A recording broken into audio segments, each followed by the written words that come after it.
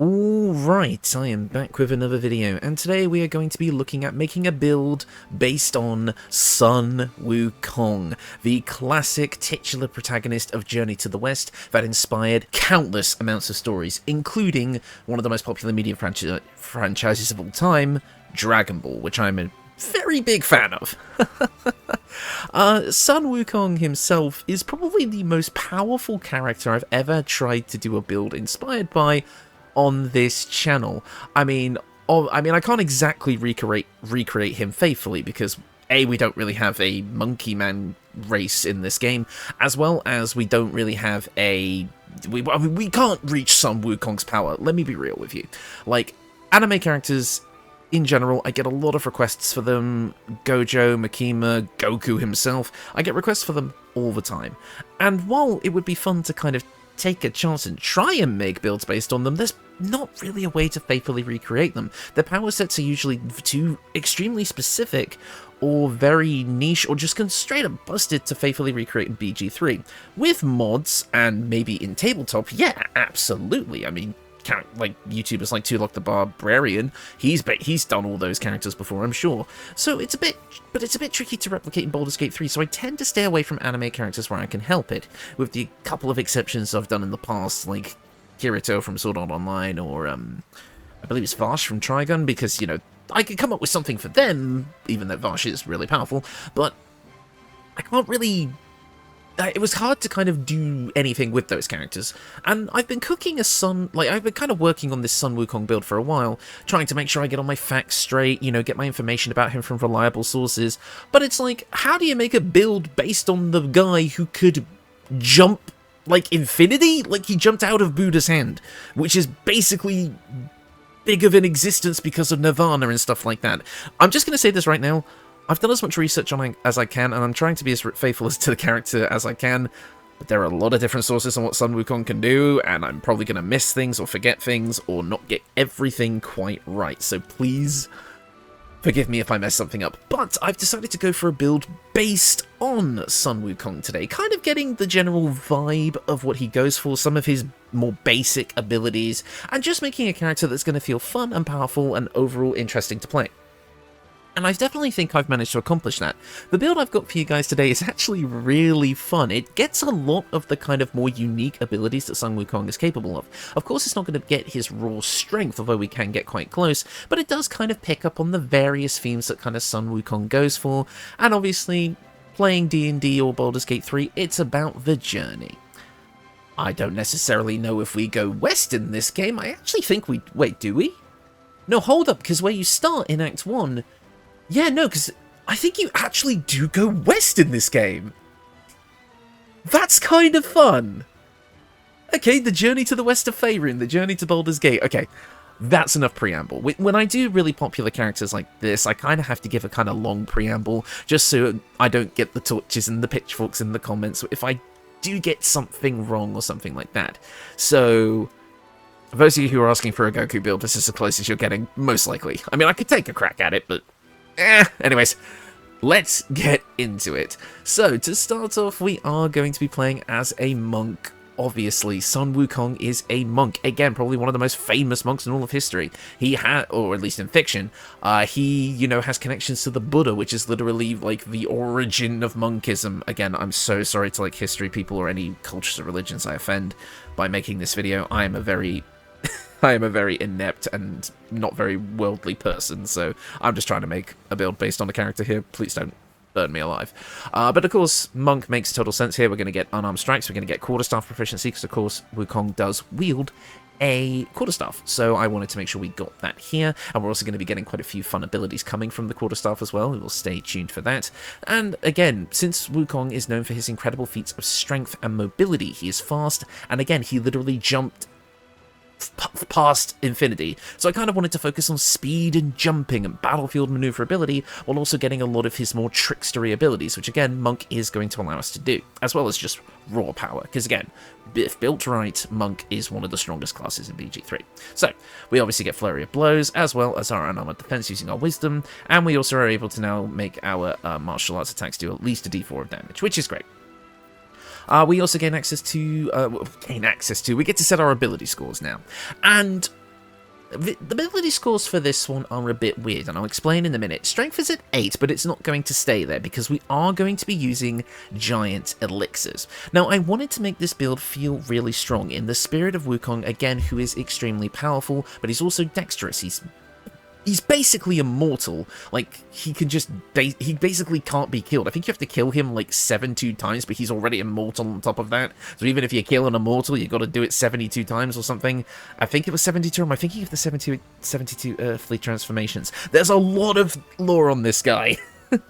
So I decided to kind of get as many good stats as I could, and the giant strength elixirs really did patch up a problem with this build that I was having when it came to the stats. And because we're able to use the elixirs of hill giant strength now, as well as cloud giant strength later on, this build does attain a lot more power. Yes, managing the elixirs can be a pain, and I don't usually like it as a playstyle in this game because it is counterintuitive. You want to have as many long rests as possible, but of course if you're long resting a lot and you can't afford to rebuy the elixirs every long rest, you're eventually going to lose a huge part of power on a character. But I think most people who are still playing Baldur's Gate 3 at this point and are watching my videos probably know how to manage that anyway, so we are going to be using giant elixirs in this build.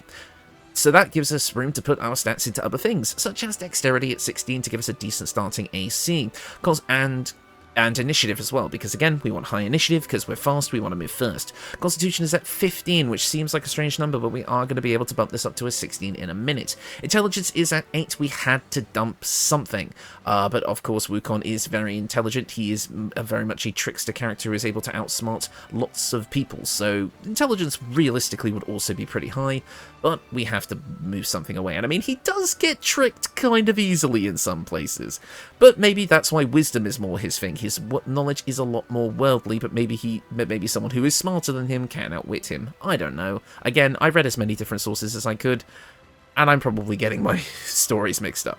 Finally, charisma. Because, who else is more charismatic than one of the most famous characters ever created in one of the most influential stories ever created? Next up, we do have our skill proficiencies here. I've gone for the Outlander background because that just makes sense. It gives us athletics and survival, which we really like. And we also gain stealth because I did make this character a wood elf, which is going to give us a bit more movement speed as well. I almost went for a Gith Yankee and kind of tried to put like hair on them to almost try and make a monkey man, but I think it could have been interpreted as a bit culturally insensitive, so I decided not to do that, and I kind of just made... Now that I'm looking at him, I kind of just made Jesus Christ. Way to not be culturally insensitive, you bloody dingleberry. Right, anyways. As for your skill proficiencies, like I say, we gain athletics, stealth, and survival thanks to Wood Elf and the Outlander background. But you can choose whatever you like here. I do quite like having insight on this build. Our high wisdom is going to make us pretty damn good at it. And acrobatics does make sense, but since we already are going to have massively high athletics thanks to our cloud giant elixirs, it doesn't really make sense to pick up other than for lore stuff. So feel free to grab history or religion instead. Now, with the kind of multi-classing levels here, you can kind of do them in whatever order you want. We do definitely want stuff from both, and depending on how you kind of want to play this character in the early game, you can go straight into our multi-class. So the leveling scheme actually here is pretty free. It is just going to depend on what you want to prioritize getting when. Obviously, we want extra attack from monks, so you're going to want to go like to level 5 pretty early if you want to focus on that, or if you want to focus on some aspects of our later on multi-class, you could do that as well. So I'm just going to be showing the monk levels and then our multi-class levels once we're finished with those, just to make the video flow a bit easier, but you can mix and match them up however you like. So with level 2 of monk, we're going to gain improved unarmored movement, as well as being able to use patient defense, which is great, and our step of the wind to dash and disengage. Again, we're going to be pretty damn quick now. Next up, at Monk level 3, we are going to get to choose our subclass. Now, you could actually go for any of these subclasses. Wukong didn't necessarily have a lot of, like, elemental attacks, but he definitely had elemental affinities. He had resistances to fire, at the very least, and I believe he also had some sort of water resistance as well. It's kind of iffy, at least from my research, exactly what that meant, but I think it meant he, like, didn't drown or something, and there's a couple of other things. So technically, if you wanted to pick up some, like, fire spells from Way of the Four Elements, or maybe even like the wind-based spells and such like that, they would absolutely work for this build. So if you wanted a bit more of a spellcaster vibe a bit earlier on, you could absolutely pick up Way of the Four Elements, maybe get things like, Fist of Unbroken Air, Fist of the Four Thunders, Water Whip could be fun. You could make an ice cube. I don't know. That could be an interesting way of doing things. You could also go with Way of Shadow if you wanted to focus more on the trickster aspect, being able to hide as a bonus action, cast Silence, Darkness, Dark Vision, Minor Illusion, and pass without trace and get some other stuff a bit later. You could absolutely do that. But of course, if we're just making the straight up strong martial artist type, we're of course going with Way of the Open Hand, where the Open Hand is going to allow you to basically be the most powerful physical fighter that a monk can be, giving you access to more powerful versions of Flurry of Blows that allow you to knock enemies prone, stagger them, or push them away from you. All things we would love to do as our good old martial arts quarterstaff wielding man. Next up, at Monk level 4, we are going to gain access to Slow Fall, giving us resistance to falling damage. If we're going to be jumping these massive bloody distances, we want to make sure we don't eat shit as soon as we reach the ground. Jumping's the easy part, landing's the hard part. Next up, we do get to pick our feats, and of course we're using Cloud Giant Elixirs and all this, and we set our Constitution to 50, and at the start you know we're taking Tavern Brawler.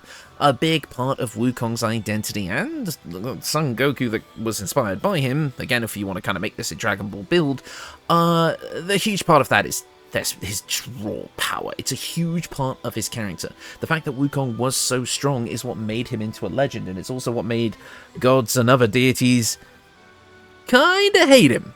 So I wanted to make sure this build was as strong as possible, and Tavern Brawler is gonna make you feel like a strong dude, adding your strength modifier twice to the damage of attack rolls of unarmed strikes, improvised weapons, or throwing attacks. Because we can have upwards of 27 strength with this build, that's a lot of damage, so especially on things like Flurry of Blows, where you're just going to be doing huge amounts of damage, so absolutely worth picking this up, in my opinion. Next up, at Monk level 5, we are finally going to be getting extra attack, as well as stunning strike for melee and unarmed strikes. Now, I actually decided to, because I usually don't, I decided to go out of my way to test stunning strike in encounters when I did the testing for this build at levels like 4, 6, 8, and 12, and holy crap, the amount of times I got stuns with this build was actually insane. I don't know why. My luck is usually not so good with this, but for some reason with this build, I was getting stuns left, right, and center. You can even see it in the combat footage that I would have shown off at the start and will be showing off again at the end, because it's very short combat footage. As you can guess, this build is quite strong. So I was actually quite impressed by how well this worked. Again, I've been kind of back and forth on my opinion on Stunning Strike, but I'm definitely leaning more into the positives with this version of BG3.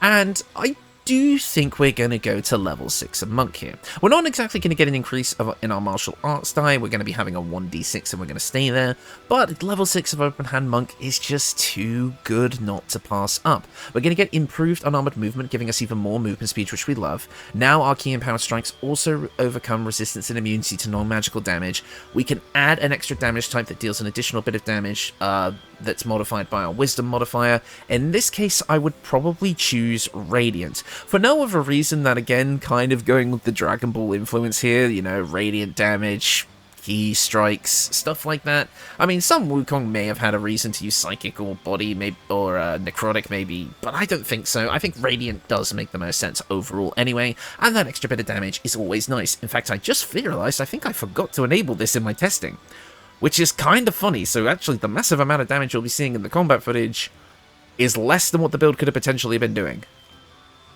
Ha! I'm an idiot. I always forget to enable passives. That's my one flaw. One flaw, he says, as if he's not a man made of flaws. But for what man is not made or upheld by his own flaws? We are people after all. We live and die by our mistakes. It's who we are. It's what makes us human. Let's go. Let's keep going. Wholeness of Body. This is one of the most busted abilities in the game. Period. You gain healing 2 turns, you gain healing for 3 turns, you regain half your key points immediately at the start of activating this, and you regain key points and heal and gain an extra bonus action for 3 turns. It's busted. It does everything you want, and that extra bonus action on a monk is insane. I mean, most people will multi-class Thief Rogue with Monk just to get that extra bonus action, and then stacking this on top would give you 3, and like, blah, you know, just have, even for 3 turns, having 2 bonus actions is insane. Wholeness of Body is a great ability, and it absolutely takes this build to the next level in terms of power. Anyways, next up, we are going to be doing multiclassing. Yes, we're going to multiclass, because we could go higher in Monk, but at the moment, this Sun Wukong build has just been Open Hand Monk. We focused only on the martial arts side of things. So now we need to get everything else he does. Well, not everything else, but as many things as I could, because he can literally just do whatever he wants. Like, I'm not even kidding. He has, like, 10,000 something hairs on his body, and he just has to pluck one, and he can turn that hair into literally anything. And I'm not joking, anything. That's literally what it just said. He can turn his hair into anything, and there's a lot of it on him. This character's busted, man. Anyways, we're doing Druid. Druid is going to give us access to a bunch of things, a lot of spell casting and a lot of features that we are going to want. I'll get into it more as we go, because there were a lot of abilities that I wanted to kind of get with this build, but Druid definitely made the most sense. It's going to use our Wisdom, which we're already going to be leveling up, which is great, and it's also just going to give us a ton of useful utility spells, as well as a lot of the things that Sun Wukong does. So let's get into it. Starting off with cantrips. You can kind of choose whatever you like here. I wouldn't say any of these cantrips are necessarily what I'm particularly looking to use, but we get them anyway, so we might as well pick them up. Guidance, though, is always great, giving you a 1d4 bonus to ability checks. Again, the best part about being an overpowered protagonist is you're kind of good at everything, and guidance will help with that. And while I would recommend Shillelagh in most cases, I don't really want to use our spellcasting ability for the attack rolls, since our strength is going to be our highest stat, unless having a higher strength overrides this and I'm just being a total idiot. I didn't use it in my testing, but you could absolutely go for it if you like, but I'm just going to pick up Thorn Whip, because I never pick up Thorn Whip, because it never really comes up. Next up, for our spells, obviously we're going to want to be able to take a bunch of things that will kind of augment what we're already going for. I do feel like some Wukong would be able to speak with animals. That just makes sense to me. I also want Long Strider to make us even faster. Now, Enhanced Sleep seems like the obvious choice here, but I actually do have a different way of getting this. This is going to free up our prepared spells, but if you don't have that yet, it's a piece of equipment. You can pick this up now, as Druid is a prepared spellcaster, so you can kind of swap out your spells whenever you like. If you want to lean more into Wukong's healing factor, because yes, he does have a healing factor, you can absolutely pick up healing spells to keep yourself topped up if you like. But I mean, I want to bring a snack, so we're grabbing Goodberry and Thunder Wave. Again, it's just kind of a powerful blast, and again, because Wukong is so powerful that him just kind of thrusting his staff outward will create a big, powerful shockwave that pushes enemies away and deals thunder damage. So, in my opinion, I think it makes sense. Next up, at our level 2 subclass, at level 2 of Druid, we do get to pick a subclass, I should say. And I was kind of deliberating exactly what I wanted to pick for a little while. I mean, so at level 2, regardless, we're going to be getting Wild Shape. And Wild Shape is great because Wukong does have the ability to shapeshift into, well, not just animals, but animals is a thing. But he can kind of, again, transform into anything, inanimate objects, other people, animals. So getting his shape-shifting ability felt great here, and again, if we're playing this kind of like trickster monkish fighter, it's kind of fun for him to be able to mid-combat just turn into an animal, or being able to infiltrate as a cat or something like that. Like, I feel like it adds a lot of kind of fun dynamic energy to playing this character, and I think it's going to be really cool to like try out, especially if you're in a bit of a sticky wicket and you are about to die. You can just wild shape into a powerful wild shape and start tanking some more hits and doing some more damage. It just felt fun and appropriate for this build, but the question is, what subclass are we going to go for? Circle of the Moon would be great if you wanted to focus more on the shape-shifting aspect, but it's not really what I'm looking for, and Circle of Spores definitely doesn't feel right. So we're actually going to be going with Circle of the Land. Circle of the Land is going to give us a lot of unique things, including spells that we would not normally have access to, that I absolutely want to use in this build, so let's have a look at them. First up, we do get an extra cantrip, and again, entirely up to you what you pick here. I'm going to grab Resistance. We can also pick up another prepared spell at this level, and the game has chosen Ice Knife, and I'm not really going to argue. It's just kind of a nice ranged attack, so I don't know, we might as well keep it. Next up, at Druid level 3, we are going to get access to our first Circle of the Land domain. Basically, what Circle of the Land does is, in addition to your normal level 2 spells, you get to pick a domain, which comes with 2 spells that are automatically added to your spell list outside of your normal prepared ones, so you never have to have them prepared. A lot of the time, these spells already exist on the Druid spell list, so there's not really much of a reason to take certain domains over others. However, there are some domains that are going to give us spells that we wouldn't normally have access to. And in this case, we're going with Coast. Coast is going to give us a couple of spells that I really want for this build. Number 1 is Mirror image. Wukong has an uncanny ability to clone himself, and while I nearly went with Trickster Cleric in order to get the invoked duplicity, it didn't feel quite right. The closest thing I could get to kind of a mirror, it was like mirror image, right? Because mirror image creates 3 illusory duplicates of yourself that increase your armor class by 3 each, and then each time an attack misses you, one of those clones disappears, reducing over time, yada yada yada. You get the point. It was the closest thing to kind of cloning, and it felt very trickstery, so I decided to go with that. However, later on we will be able to get summoning spells with this build, some minor ones if you want to kind of treat that as cloning, but otherwise, I think this is going to be good enough. As well, Misty Step feels great. Now we're so fast, it just looks like we're teleporting, and it also comes with that misty effect that kind of is reminiscent about how Wukong travels on a cloud. More on that later. So next up, we do get to prepare another spell, and we do gain access to level 2 spells at this point. It's entirely up to you really what you want to pick here. There's not so much I would say is absolutely necessary for the build. Again, Wukong kind of did have a healing factor, so something like Lesser Restoration or the healing spells would be quite nice. If you wanted to lean into the stealthy trickster element, you could absolutely go Pass Without Trace. Hold Person is just an all-around solid spell that's really, really good, but I quite like picking up Moonbeam here. And again, this is kind of a Dragon Ball influence talking, and while it's not a Kamehameha, it still is a large beam of radiant damage that you can control.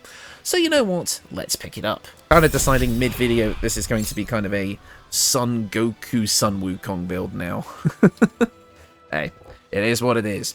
So, next up, we're at our next level of Druid. We're going to get some more wild shape stuff. We're going to get another cantrip. I'll grab Produce Flame as well, because that could be kind of like a energy blast. We'll keep Lesser Restoration, and we also do gain another feat, and since we are doing spellcasting stuff now, let's bump up that Wisdom. Next up, at Druid level 5, we do get to pick another Circle of the Land Domain, and this one's kind of up to personal preference.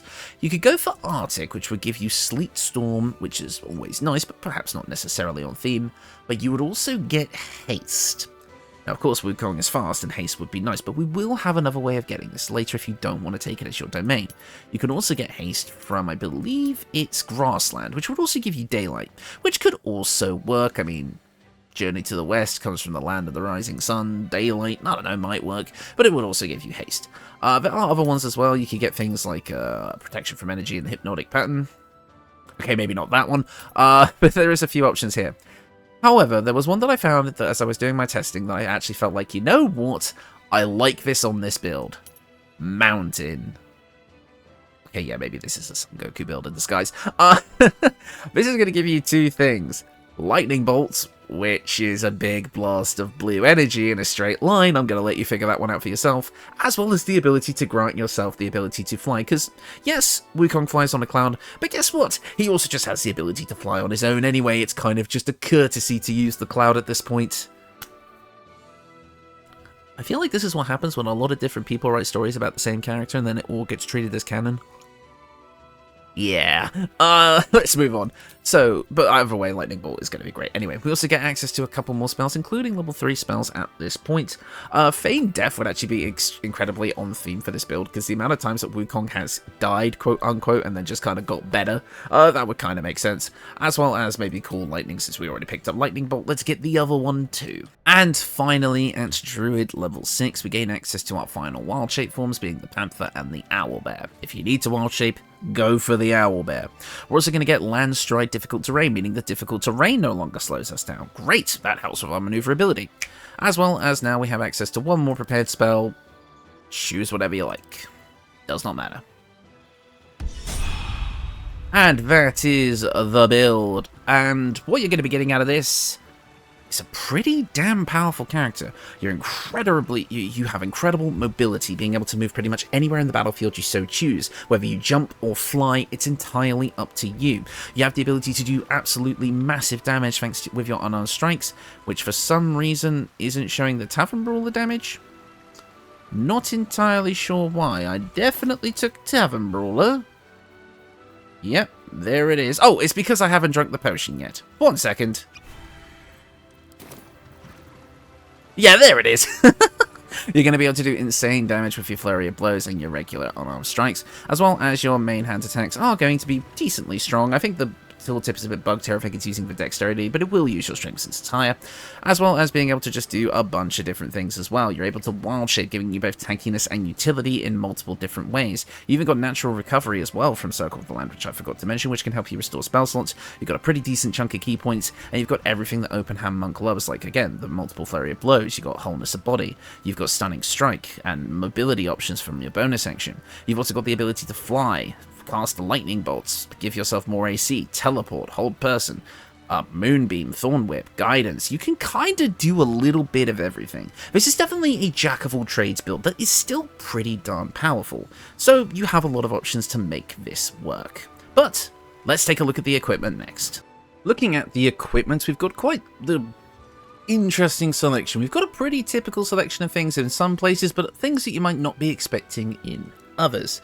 So, let's get into it. First up, our weapon of choice here is Big Boy's Chew Toy. Long story short, Sun Wukong has the ability to increase or decrease his size, and while I wasn't able to get Enlarge Reduce here, I'm able to get one half of it, which is Enlarge from Who's a Large Fellow, allowing you to grow in size and become stronger. This lasts 10 turns, can be done once per long rest, does not require your concentration, that's actually pretty big compared to regular Enlarge Reduce, and you gain advantage on ability checks and strength saving throws, and your weapon attacks deal an additional 1d4 damage, and this lasts for 10 turns. Basically, you're kinda getting a transformation. Very anime, but again, it's in line with Sun Wukong's abilities, so we take it. However, the staff itself isn't exactly powerful. It's a regular +1 quarterstaff at the end of the day, aside from that unique ability. So if you want something a bit more powerful, and you don't really care about the lore side of things, you don't really care about the enlarged transformation, you can pick up the Staff of the Ram later on. I don't know if I've ever featured this on the channel before, so here we are. The Staff of the Ram is a +2 quarterstaff that deals an additional 1d6 of force damage, and once per turn, the blow of this weapon can possibly knock a foe back 2 meters and stun them, but this has no effect on dragons or huge creatures. Very, very on theme for a kind of Sun Wukong build, just hitting them so hard that they can potentially be stunned, and it just does a ton of extra force damage. I mean, I think it works quite nicely, but either one will fit. The only thing I don't feel like is very on theme with this one is the design. That more metallic and that weird kind of end thing doesn't quite feel as right for a Sun Wukong build as perhaps this one does, which feels a lot more organic. But it's entirely up to you, so the Staff of the Ram will work quite fine. But I did use the Big Boy's Chew Toy in all my testing, and trust me, it works just fine. So, anyways, as for our other weapon, yeah, of course, we're using the Darkfire Shortbow. We wanted haste anyway from some shape or form on this build, so getting it once per long rest via this is nice, as well as just having a passive resistance to fire and cold damage. I mean, again, as I said, Wukong actually has resistance to fire and water, and cold is kind of the closest thing to water here, so yeah. Perfectly in line with this build. We absolutely want to use it here for lore reasons. It's for lore reasons, not power building reasons. Lore reasons. Next up, for our headpiece, we have the Mask of Soul Perception, because guess what? Wukong also has the ability to read people's minds, or at the very least, detect impurities, or kind of detect when people are lying. So detect thoughts, as well as our insight proficiency that we took earlier, does actually make sense. But this mask also does a bunch of other stuff for us, giving a +2 bonus to attack rolls, which is great, initiative rolls, making us even faster, and perception checks. All things that we want on this build, so Mask of Soul Perception is great here. But if you want something else for the early game, you've got the Scabby Pugilist Circlet. I mean, again, you're a monk martial fighter, you're going to be getting right into the nitty-gritty of it.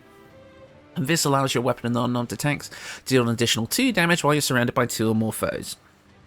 So run in there, bulk up, and beat the crap out of everyone. But of course, upgrade to the Mask of Soul Perception when you can.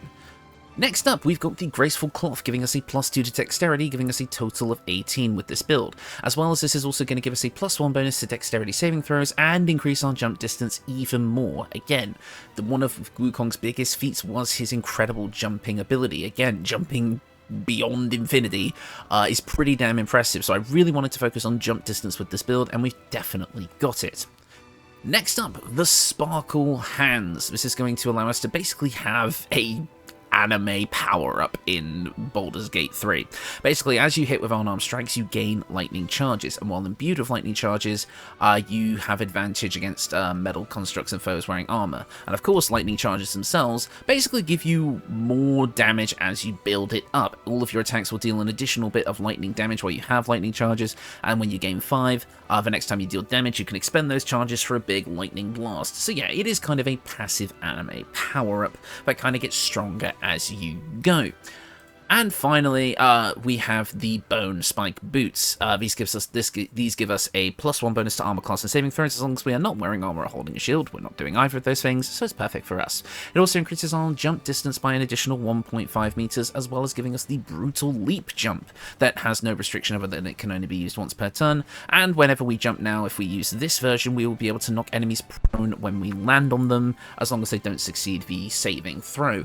So now we've weaponized our amazing jumping potential. So now we can jump all over the battlefield with super high maneuverability, knock enemies prone, and then just wail them friggin' down with quarterstaff strikes and flurry of blows and lightning blasts. There's a ton of fun stuff here.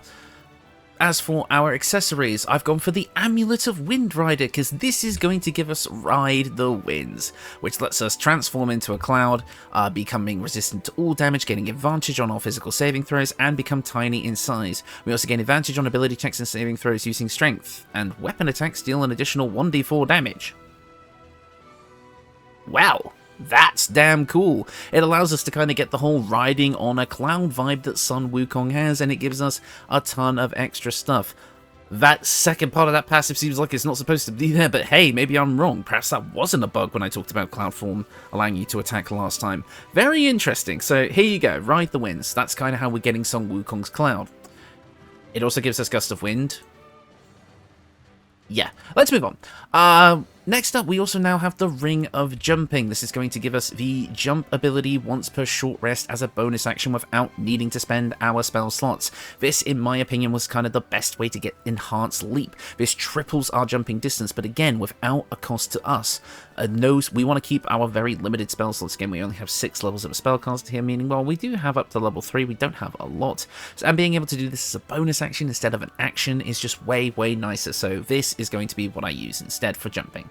And finally, we have the Ring of Regeneration here. The Ring of Regeneration will allow you to heal a d4 of hit points every turn. Again, Wukong has a healing factor, and this works. It also has the interesting ability that because it heals you every turn, if you're down on the floor, you can get back up completely independently. This again kind of leads into Wukong's immortality thing, basically getting back up. And yes, that does take your action, but you do have bonus actions and ways of attacking with your bonus action using this build. So you can pretty much just keep fighting no matter what. So yeah, I think it's actually pretty thematic for this build, so I want to go with it.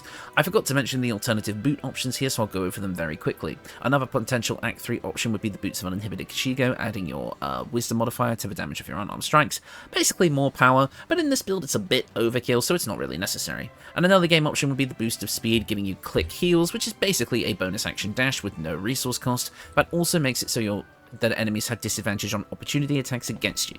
In the other game, it's just a better version of your Step of the Wind dash that doesn't take your key points, which you absolutely want. So I would personally recommend this for the early game. I've also gone with camp clothing on this build. I kind of wanted to capture like a kind of like bare bones, like nomadic monk vibe, so it's literally just trousers with barefoot, because I mean, if you look at what this build looks like without the camp clothing, yeah, let's keep the trousers on. But yeah, also I tried to make this orange as like a cheeky reference to Goku, but this is apparently orange. No, this is just a kind of bland brown color. I mean, look, I mean, if I go for the pale orange dye, that's not orange. That's blue. My guy is wearing jeans now. Oh well, live and let learn, I guess. Let's just turn that back to orange in quotations. I don't know, maybe it's my color settings. Perhaps that does look orange to most people. Who knows? But anyways, yes, that is the build. And I sincerely hope you all enjoyed this one. It's definitely some of the most research I've ever done for a build, but even with that, I know I will have gotten things wrong, I will have missed stuff out. There are in fact actually a couple of extra passive buffs that I will say that you could pick up along your journey to the west that are not necessarily required for the build, but are definitely recommended. You just have to go out of your way a little bit. I'll list them off here. The first thing would be Volo's Ersatz Eye, which you get for letting him kind of do his eye surgery on you to try and remove the tadpole. This would allow you to constantly have sea invisibility up, because yes, that is another one of Wukong's abilities. And while we could have gotten that through a spell, I did feel like it was better to just have it basically be passively on all the time. So definitely want to pick up that one. The other ones would be the psionic abilities, the illithid abilities that I actually think would work well for this build. Favorable Beginnings is always great, just giving you a little bit of your bonus to like your kind of like the start of combat. Psionic Overload is another anime-style transformation, just allowing us to gain even more power at the cost of our own body. Kaioken, as well as Luck of the Far Realms, allowing us to guarantee a crit every so often. I would also pick up the Awakened passive feature to be able, from the Zaith'isk, to be able to use all of your illithid powers as a bonus action, as well as picking up the unique Survival Instinct one for completing Amelium's quest in Act 1. That would allow you to literally, the first time you go down in combat, get back up with a decent chunk of HP. Again, the whole Immortal Wukong thing, it just makes sense. Those are the ones I would kind of recommend, so if you wanted to toss those into this build, you absolutely could. But yeah, speaking about the build itself, I mean, it's incredibly strong. I mean, Open Hand Monk is already strong at level 6 and above, and being able to throw Tavern Brawler on here so naturally with such a high amount of strength just means that this build absolutely shreds. The Quarterstaff, as fun as it is, and obviously we do want to use it on a Wukong build, it's probably not going to be as powerful as your unarmed strikes overall. But the Staff of the Ram may be the exception though, being able to complete, maybe to continuously stun your enemies, even without having to spend your key points on stunning strike, could actually be really nice. But Who's a Large Fellow, being able to add a bit more damage to our attacks as well as make us larger, is definitely worth it as well for the extra power. I didn't test the Wild Shape out too much, but Wild Shape is just Wild Shape. We have enough Druid levels to still gain extra attack, at least one of them, while in Wild Shape. So you're not going to lose too much of your combat functionality if you're in Wild Shape. In fact, you just gain a ton of tankiness and utility from the various Wild Shapes, which is great. You can kind of be the face of the party in this build, but not really. You do have things like Guidance and Speak with Animals, so you can bump up your conversation stuff a little bit, but it's definitely not your strongest suit. Your strongest suit is definitely kind of exploration and combat. And again, we have a ton of stuff that is just on theme for Wukong. Flying, cloning, shape-shifting, all of that great stuff. I even got the bloody cloud, okay? You got to give me some credit for that one. The only thing is, again, I did pick up some abilities that maybe might not be entirely on theme for Son Wukong, but definitely would be on theme for Son Goku, so, you know, I felt like it made sense to pick those up. Again, it was kind of the Dragon Ball fan and me kind of coming out a little bit, but, you know. And also Haste. Haste is just great. It's actually really, really good on this build since we're pretty good at dodging and our constitution is not abysmal, so we can actually maintain those concentration seems a bit easier. And again, you also get things like Detect Thoughts, so again, that's another thing that makes you good in combat. There's just a lot more going on with this build than I actually initially expected. Now, yes, of course, I did miss a lot of Wukong's more outlandish abilities, but come on, I wasn't going to get the ability to create anything, right? There's no way I could have gotten that in this game, surely. Maybe once the modding tools come out, and then technically, well, if it's in the possibility of coding, then technically it can be done. But, you know, whatever, right? We're not really going to get too much into that. But yeah, I mean, I don't think there's much else to say here. I don't know, like, what people are necessarily going to think of this build, because again, it's hard to make builds off of such influential characters. Again, this is why I kind of stopped doing character builds in general that are based on popular media franchises, because it's hard to do. It's definitely hard to faithfully recreate a lot of characters that people would request or want to see or yada yada yada. But trust me, I've tried. I have tried, but again, a lot of the times it just doesn't work out. So the fact that I was able to make at least something with this concept that I've been really sitting on for a while and trying to think of a way to kind of do it, if I'm just sitting down and just getting the best that I could out of it, I'm quite happy with how it turned out overall. But again, there's probably improvements that could be made here. There's probably choices that I could have made that would have been more accurate. I'm sure you guys would have told me in the comments, as you always do when I, you know, do something perhaps I shouldn't have. Like naming of videos certain ways and then immediately changing it because that was bad. That one time. There was one time. Won't happen again. Anyways, rant over. combat footage is probably finished now, so I'm going to leave you all to it.